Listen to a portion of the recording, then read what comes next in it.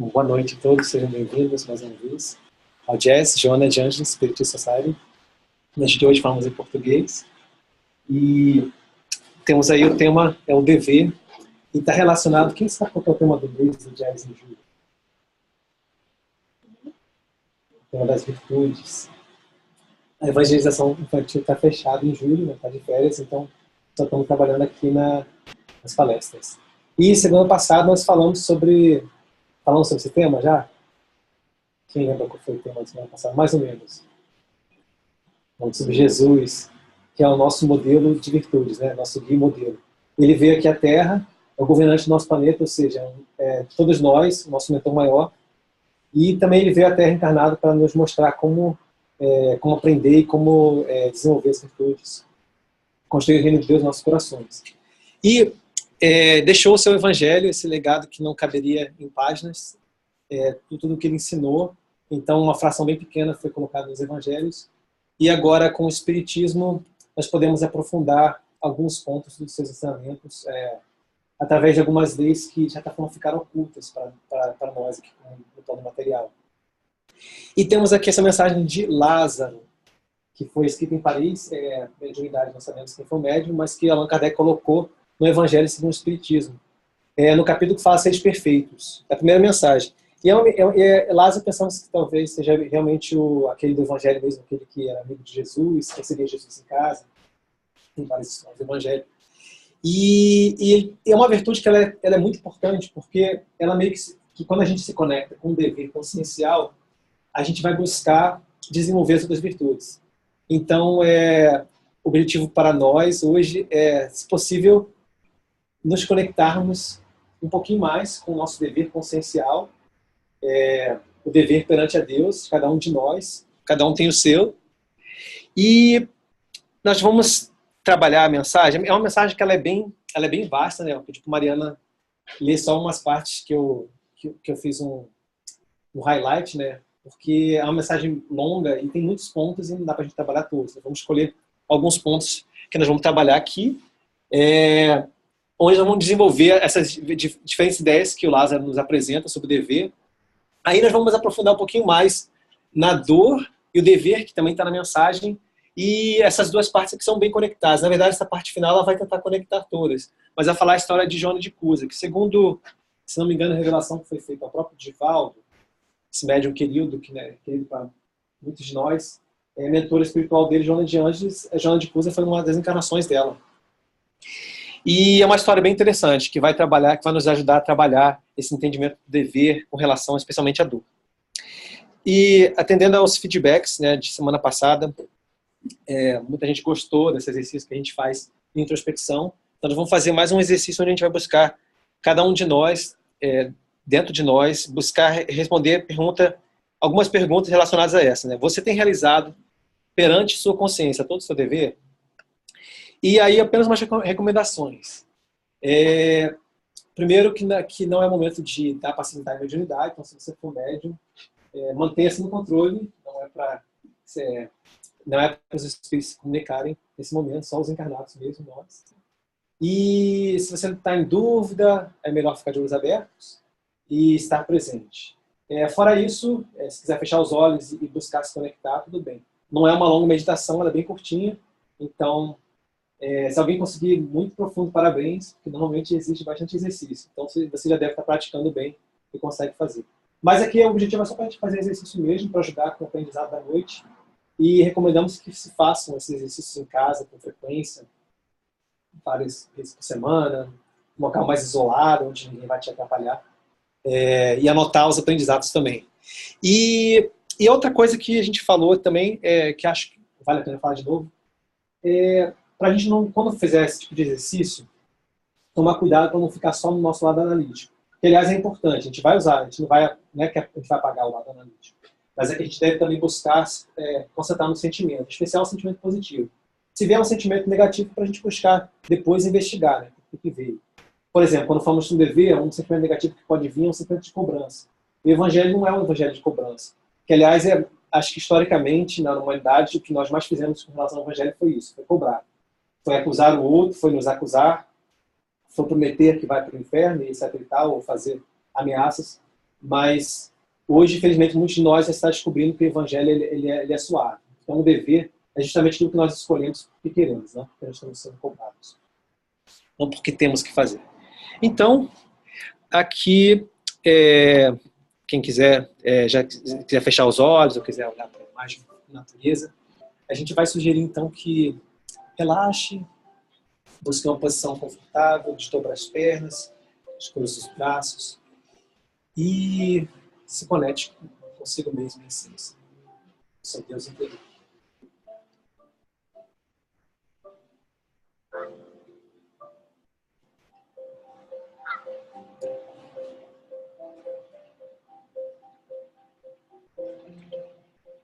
Agradeço a Deus pela oportunidade de estar trabalhando essa virtude tão importante.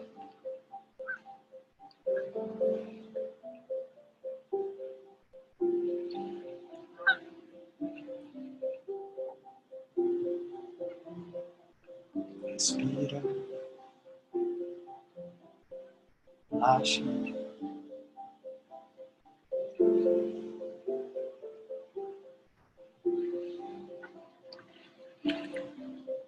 Como você tem se comportado em relação ao seu dever perante sua consciência?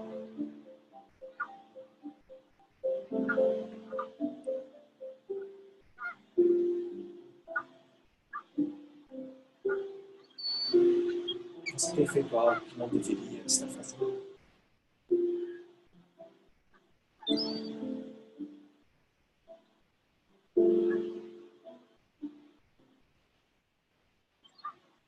Seria algo que você deveria estar fazendo, mas não está.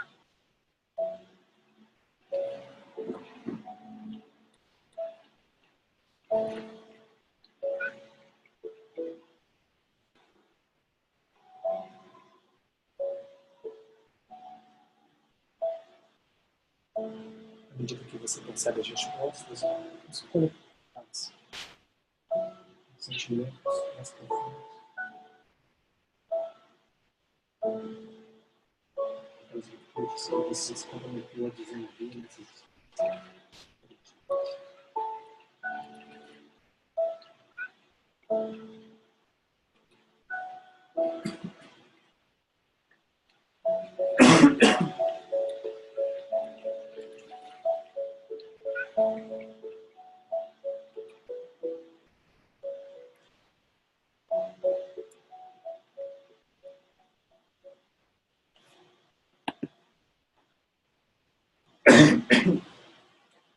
Ok. Então, o seu tempo pode voltar ao estado de presença, olhos abertos, trazendo os aprendizados. Sejam bem-vindos. Vamos voltar.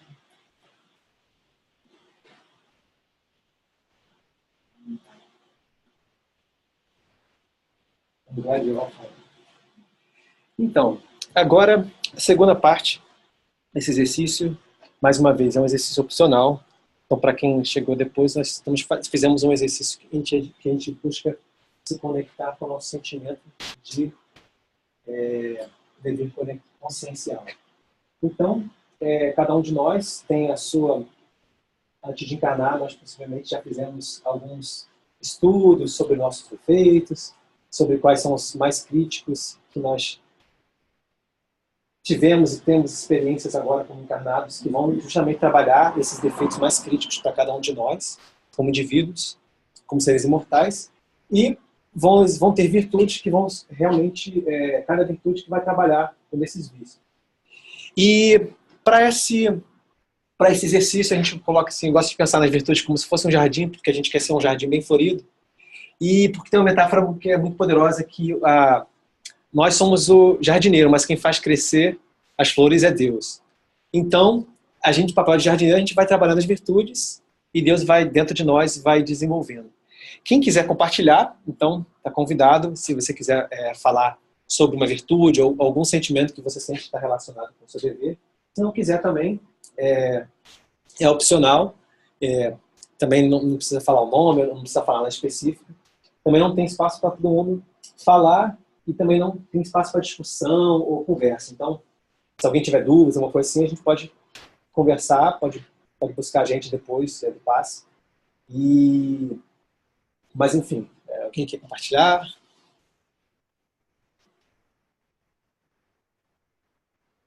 Então, eu vou começar, então. Ao fazer exercícios como esse, e ao fazer esse exercício semana passada de novo, eu senti reafirmar, né, um sentimento. Para mim, tem duas virtudes que são muito importantes, que eu preciso desenvolver nessa existência.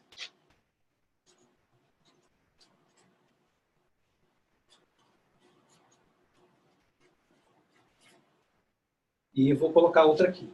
Que, aliás, quando a gente estuda o Evangelho, a gente percebe que em vários pontos do Evangelho coloca como as virtudes que realmente são base para as outras virtudes. Tem mais alguém? Ou se não... Fala-se muito da caridade também. Da caridade. Eu vou colocar juntinho aqui com o amor incondicional. O Evangelho muitas vezes fala que a caridade, ela na verdade, é uma soma de todas essas virtudes. É como se fosse a caridade mais pura, né? A caridade que diz no Evangelho. E às vezes a gente aprende que a caridade é a prática do amor em ação. Obrigado. Mais alguém? Gratidão. Gratidão. Vou colocar perto da humildade. Também não precisa falar qual é a virtude do seu propósito existencial. Pode ser uma outra virtude que você sinta.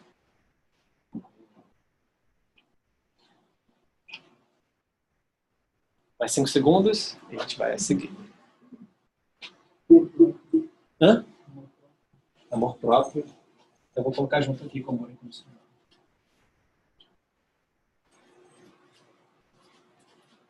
Eu acho que tem um teste de amor próprio. Ok? Bom, tá bom. Obrigado a todos. Aqui é legal esse exercício que a gente começa a compartilhar em grupo. É lógico que às vezes, quando a gente está no grupo que a gente conhece mais, a gente fica mais aberto. E quando está gravando, a gente fica mais fechado também. Tudo bem, não tem problema. Mas é legal que a gente começa a perceber que nós somos muito parecidos. Nós temos a lei de atração, né? Nós somos atraídos ao grupo que tem talvez uma história, né? Talvez muitos de nós já tivemos histórias juntos no passado, nos mesmos crimes. E às vezes a gente também, não necessariamente tivemos a mesma história, mas estamos ali atraídos porque dentro daquele grupo temos uma similaridade. E agora para o texto do Lázaro, o dever moral. Lázaro vem nos falar, segundo a leitura, dever é a obrigação moral da criatura para consigo mesmo, primeiro, em seguida para com os outros. Então eu queria trabalhar alguns conceitos aqui. Segundo o que a gente tem aprendido, qual é a coisa que nós mais queremos? Todos nós queremos ser felizes, né? Independente de qual crença religiosa, todo ser humano em sã consciência quer. E isso está ligado, quando a gente fala de dever, a gente pode... o dever também é uma lei divina, né? Está presente na natureza, em todos os lugares da natureza, desde o átomo até os anjos, cada um segundo a sua possibilidade. E quando nós falamos em dever, nós estamos também relacionados à justiça divina, né? Principalmente quando a gente fala da justiça dos homens, tem nossos direitos devidos. E, então, perante a Deus, qual é o nosso maior direito? Então? Qual seria o nosso maior direito? Segundo vem dizer a doutrina. Ser feliz.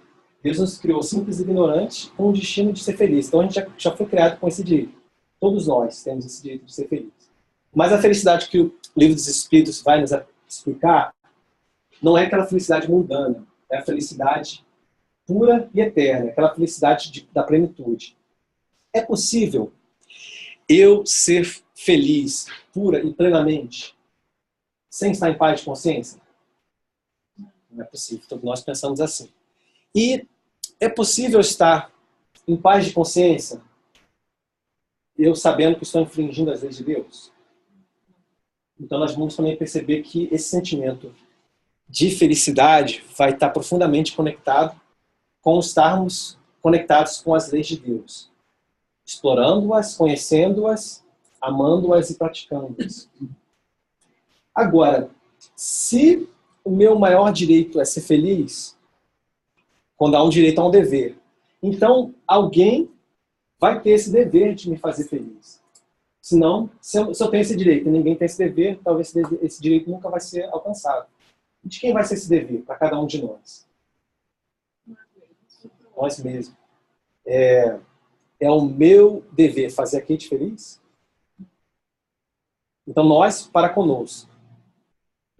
Então, nosso dever, nosso maior dever passa a ser, então, o nosso maior direito também, que é ser feliz.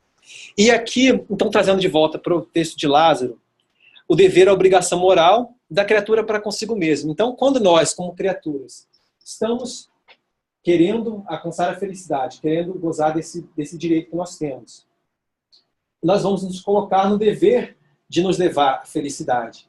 E esse dever vai estar profundamente conectado com estar buscando cumprir as leis de Deus, buscando conhecer qual é a vontade de Deus para nós, em cada contexto, segundo o nosso grau de evolução, e buscando cumprir conforme o nosso livre-arbítrio. Aqui tem outro. E a segunda parte, né, em seguida para com os outros, passa a ser uma consequência natural. Porque a gente não vive isolado. Nós estamos aqui num grupo, nós temos nossos grupos de família, o trabalho, os amigos, aqueles com quem nós convivemos. E nós vamos, em cada um desses grupos, estar sendo convidados constantemente a exercitarmos virtudes. Nós vamos enfrentar desafios, que vão ser as provas, que vão colocar em prova as nossas virtudes. Então, por isso que eles estão profundamente conectados. Se eu não estiver em plena comunhão com as leis de Deus, e eu estiver fazendo bem para o outro, talvez esse bem possa até ser uma utilidade, mas não vai estar ligado ao meu livre-arbítrio, à minha escolha de fazer o bem. Vai ficar mais claro daqui a mais alguns slides. Vamos dar sequência aqui. Aqui ele fala, o dever é obrigação. Quando eu coloquei aqui a Estátua da Liberdade, porque ele simboliza para a gente, esse país aqui tão maravilhoso, a liberdade. E o Lázaro vem dizer, o dever íntimo do homem fica entregue ao seu livre-arbítrio. Essa conexão que eu queria fazer com a obrigação. Para muitos de nós, como falamos no princípio, a gente já tem, talvez por um vício já de muitas encarnações, de vínculos religiosos do passado, e de experiências dolorosas do passado, a gente pode pensar assim, os sacrifícios, desde a época que a gente era homem primitivo, nós sacrificamos o outro, nós fomos sacrificados, ou tivemos membros da família, ou tudo que aconteceu na história do nosso planeta, que nós tivemos aqui, com certeza tivemos esse planeta, e se não somos ainda espíritos superiores, então provavelmente a gente estava do outro lado, a gente estava atazanando a vida dos outros. E muitas vezes, especialmente nesse quesito religioso, nós temos esse sentimento de obrigação. O sentimento de fazer o bem porque tem que fazer, porque senão é o inferno, porque senão vai ser sacrificado. E alimentamos esse medo de Deus, que é um medo que não faz sentido perante o espírito mortal. Porque nosso Pai não nos pune. Ele vai nos trazer experiências que são todas úteis para o nosso crescimento, conforme cada um de nós, cada degrau de evolução que nós temos. Então, quando nós estivermos fazendo o que nós fizemos antes, de buscar o dever consciencial, é importante que a gente trabalhe sentir, o termômetro do sentimento. Será que eu estou sentindo uma pressão, uma obrigação? Eu tenho que fazer isso porque eu tenho que fazer isso? Ou será que é algo que eu quero? E conforme a gente vai fazer essa pergunta, a gente vai buscando analisar. A gente analisa o sentimento. Tem gente que gosta de dar uma nota de 1 a 10, de menos 10 a mais 10, usar cores, enfim, isso é uma escolha pessoal. Mas o importante é nós avaliarmos como é que está o nosso sentimento. Porque o desenvolvimento de virtudes ele vai acontecer conforme a nossa escolha. Quando eu, espírito imortal, quero fazer escolhas, eu quero estar junto com Deus. Mais um ponto, né, que ele traz. Temos aqui uma floresta, né, rica em vida, desde as grandes aves, as plantinhas e aos insetos. E o Lázaro vem dizer, o dever é a lei da vida. Com ele deparamos nas mais ínfimas particularidades, como nos atos mais elevados. Então, quando nós estamos conectados com o nosso dever, a gente vai buscar essa conexão desde as situações mais corriqueiras e nas situações mais importantes de vida. Vamos trazer um exemplo, vamos pegar um exemplo a seguir, no próximo etapa, para completar todos esses pontos. Lázaro vem dizer que o dever não tem testemunhas, não tem testemunhas às suas vitórias e não estão sujeitos à repressão suas derrotas. O que ele quer dizer com isso?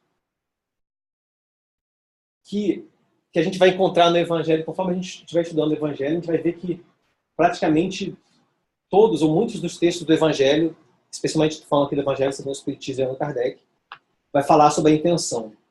Então, é importante que nós busquemos avaliar qual é a intenção dos nossos atos. E a gente vai fazer isso desde os atos mais pequenos até os mais importantes, os mais impactantes na nossa vida.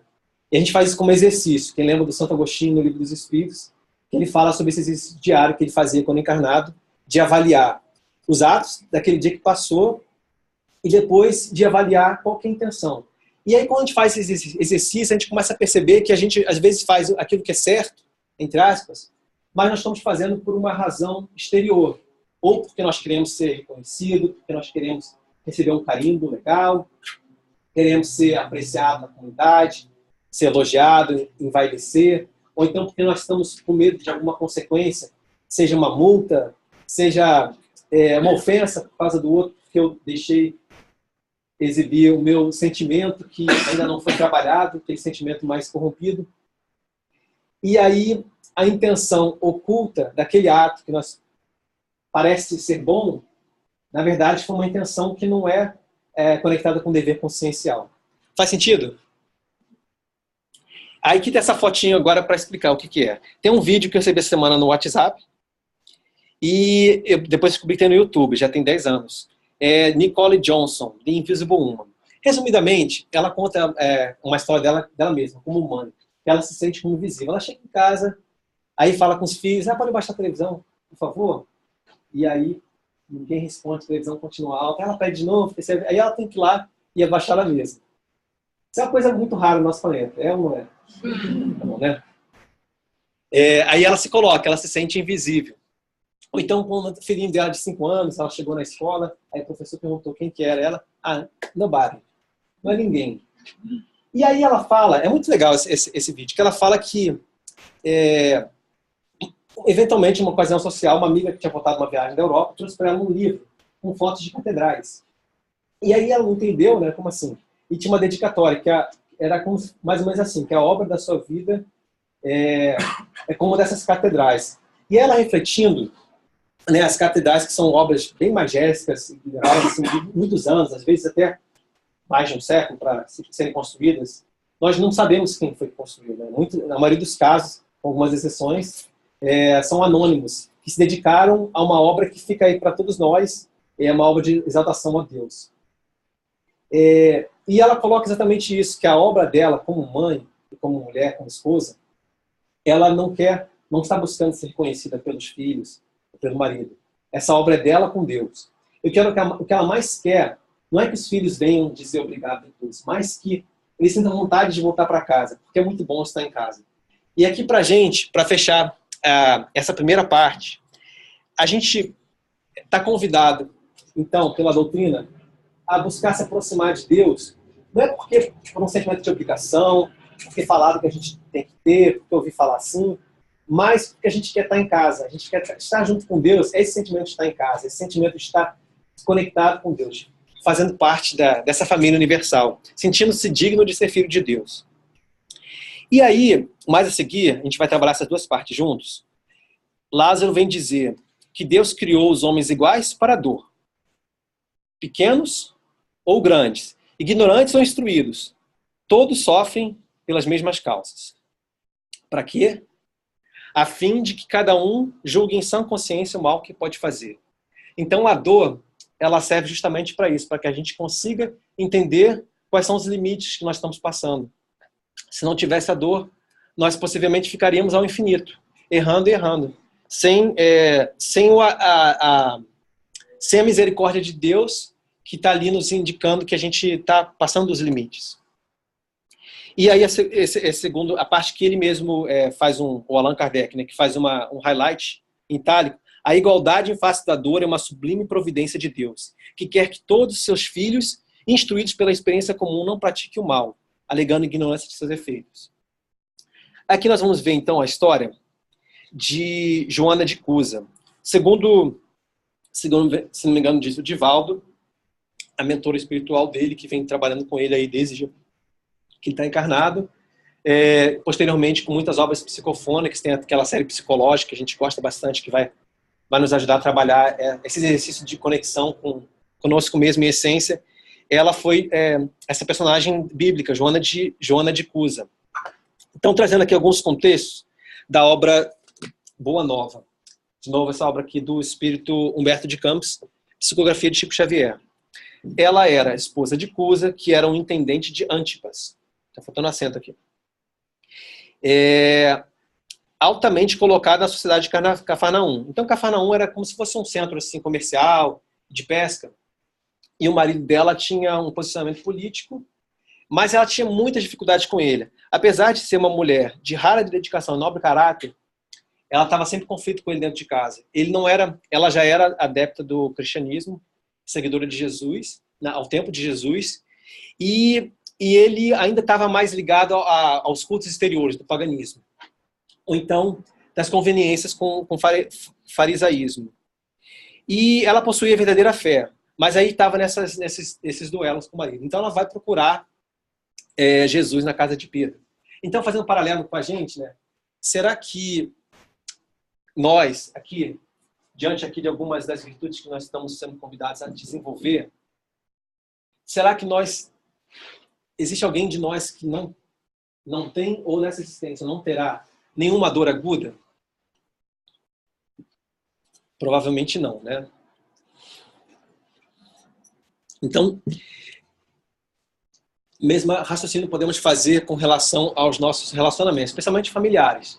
Seja uma mãe, pai, filho ingrato, um marido carrasco, esposa insensível.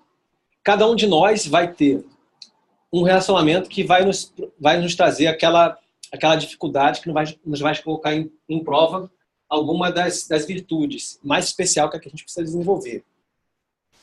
Espero que nós não sejamos esse marido carrasco e essa esposa ou mãe ou filho dificultoso. Então Joana vai buscar Jesus. E acredito que todos nós que estamos aqui estamos buscando Jesus de alguma forma ou de outra. Ou então chegamos por aqui por acaso. Mas como acaso não existe, então é possível que a gente está sendo encaminhado. Aí, olha, esse texto é maravilhoso. Eu vou sugerir que leiam depois. Eu trouxe aqui só alguns pontinhos. Jesus responde: agradece ao Pai o haver te julgado digna do bom trabalho, desde agora. Então isso é muito legal, porque mostra como o Evangelho para a gente é consolador. A primeira resposta de Jesus, ele fala sobre a questão da crença, mas que a gente não vai entrar aqui, é agradecer ao Pai. Então, quando a gente passa por uma situação de dor, como nosso Pai não falha, ele é um Pai de amor e justiça, se essa dor veio para a gente, então é porque nós somos dignos do bom trabalho. É porque ele acredita que nós já somos dignos desse bom trabalho, que vai ser trabalhar alguma coisa com relação a essa dor. Se fosse uma dor maior do que a nossa capacidade atual, e ela visse para a gente, Deus teria errado. Mas como Deus não erra, então essa dor está na nossa capacidade.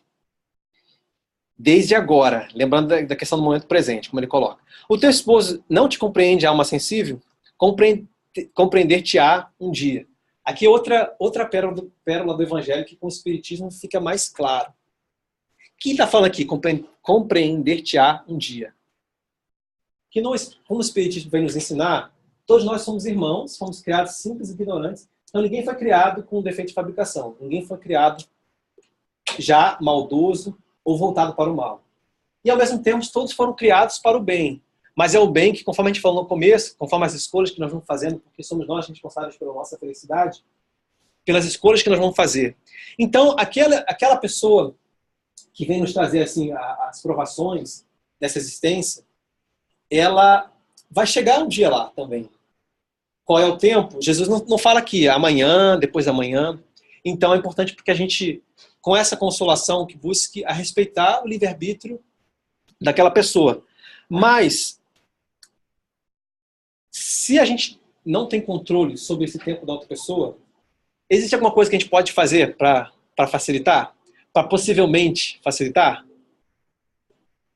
Se a gente exercitar e se tornar exemplo, não é dar o exemplo, não é fazer as coisas parecer. Mas se nós estivermos trabalhando esses sentimentos, purificando cada um desses, toda aquela lista daquele jardim bem florido, que é o jardim de caridade, se nós estivermos realmente trabalhando, nós vamos começar a sentir essa felicidade que não vai ser aquela que a gente falou, plena e eterna, mas já vamos sentir a felicidade do dever cumprido. E aí, aquela pessoa do nosso lado, ou às vezes até distante, ela vai eventualmente começar a se questionar por que ela é tão feliz. E às vezes uma situação parece até absurda, mas a pessoa está feliz.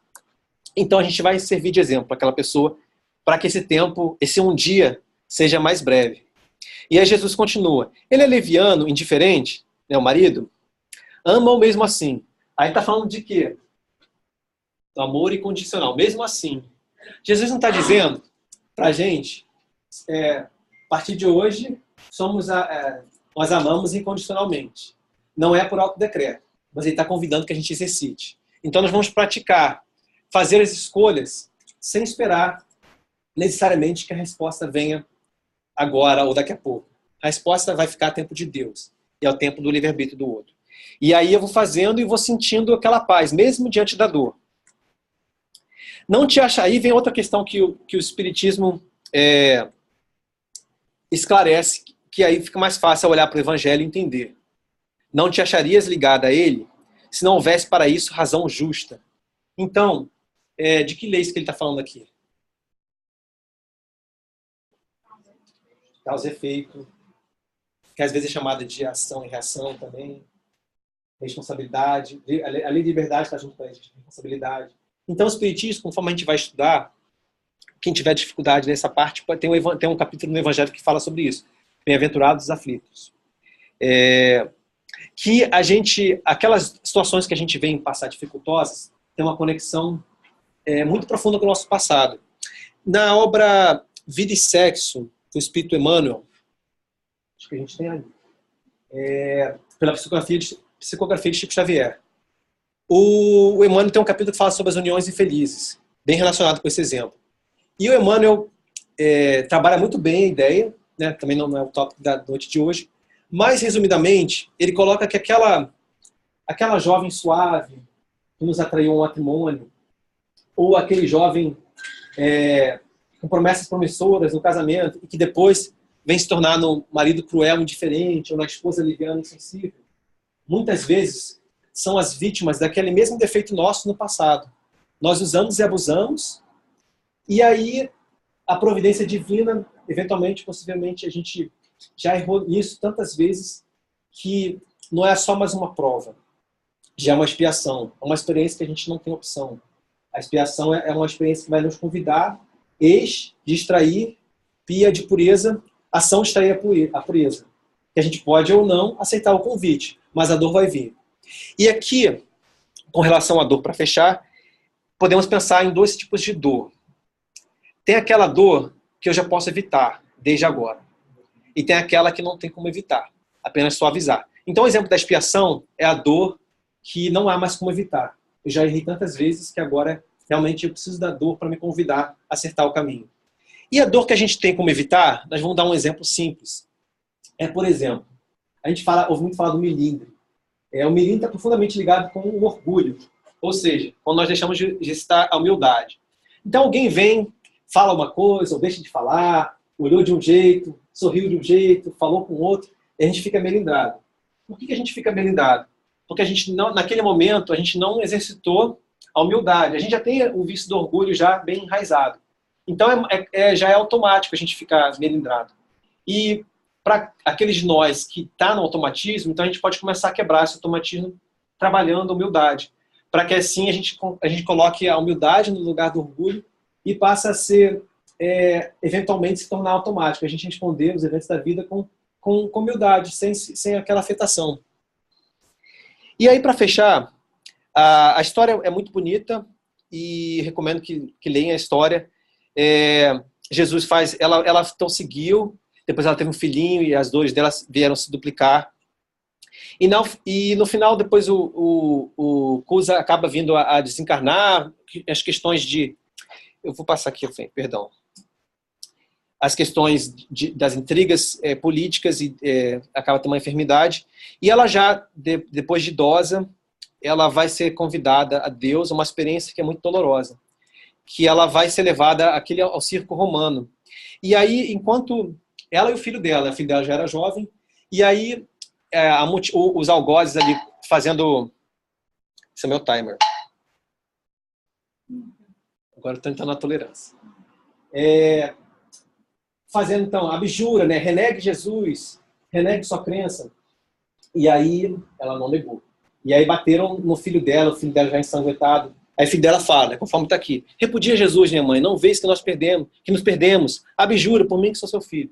Aí naquele momento, Humberto de Campos narra que ela sentiu uma dor muito aguda, como se fosse uma facada moral. Aquele filho dela, que de anos ela desenvolvendo o evangelho dentro dela, sendo exemplo para ele, ainda não tinha passado aquela etapa de aprender. Então aquele aprendizado tinha ficado ainda na superfície. E sem julgamentos, né? Porque não sabemos se nós já estaremos prontos para fazer essa entrega como ela fez. E aí ela responde, ela lembra do convite de Jesus: vai ser fiel, todo o sacrifício da vida dela. Cala-te, meu filho, Jesus era puro e não desdenhou o sacrifício. Saibamos sofrer na hora dolorosa, porque acima de todas as felicidades transitórias do mundo, é preciso ser fiel a Deus. Então aqui é uma terceira dor que a gente não trabalhou, que é a dor sacrificial, aquela quando o Espírito que já se santificou, no caso dela, estava se santificando, também não sabemos se foi uma expiação para ela também, mas que ela fez por amor ao próximo, amor a todos nós. E está aí, esse Espírito que encarnou várias vezes na Terra, em situações missionárias, como a gente pode ver no vídeo que Divaldo fala sobre as vidas de Joana de Ângeles. Esse Espírito que vem se dedicado ao Evangelho e a todos nós, ao nosso crescimento. E para a gente, então, fechar aqui, a gente falou, então, sobre dever moral, possivelmente já começamos a trabalhar dentro da gente, qual que é aquela virtude ou aquele conjunto de virtudes que Jesus está nos convidando a exercer. Nós falamos diversas facetas do dever, como ele está relacionado com o nosso livre-arbítrio. Se não tiver o livre-arbítrio, não estamos realmente ligados ao dever consciencial. Falamos sobre a questão das intenções, então se a gente está fazendo para fora ou para dentro. E como lidar com relação à dor, ao exemplo de Joana de Cusa, que ela foi lidando então, durante toda uma existência, entendendo e silenciosa. Ela praticava aqueles atos amorosos sem ter uma recompensa externa. O marido continuava carrasco, sem compreendê-la, e ela feliz porque estava exercitando dentro dela. Então, para nós, que a gente fica então com esse exemplo dela. Ela foi queimada, e aí já, depois de toda aquela dor física, os algozes falando, esse seu Jesus só lhe ensinou a morrer, e ela responde já quase sem força: não, ele me ensinou a amar você também. Então que a gente possa eventualmente chegar junto desse exemplo dela, né, de buscarmos amar incondicionalmente, até sofrer, se necessário, pelo amor ao próximo. Então agradecemos a todos. A gente vai para o passe, começar o trabalho de passe agora, que é opcional. Vai ter uma pessoa chamando. E eu vou colocar aqui a musiquinha para a gente ficar em serenidade e refletindo aí pelo aprendizado.